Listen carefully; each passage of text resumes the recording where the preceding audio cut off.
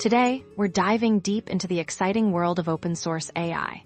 And specifically, we're asking, can we truly use DeepSeek AI models as an open resource? First, the big question, is DeepSeek AI genuinely open source? We'll be exploring the official licensing terms and conditions. This is crucial because open source can mean different things, and understanding these agreements will tell us exactly what we can and cannot do with these powerful models, whether for personal projects or commercial ventures.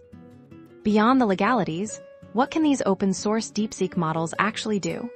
We'll highlight their impressive capabilities, such as advanced text generation, sophisticated coding assistance, and efficient data summarization. Understanding these features will help you identify the perfect DeepSeek model to supercharge your next iPod application. But a truly open-source project thrives on its community. This is where we'll shine a light on the vibrant ecosystem surrounding DeepSeek. We'll explore how developers, researchers, and enthusiasts are contributing to its growth. From improving existing models to building new tools and applications, this collaboration is key to its evolution. Finally, let's set realistic expectations. We'll clearly outline the scope and limitations of accessing DeepSeek as an open resource.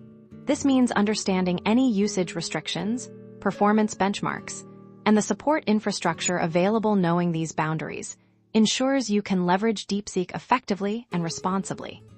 So, can we use DeepSeek as an open-source AI? The answer is nuanced, and by the end of this video, you'll have all the information you need to make informed decisions.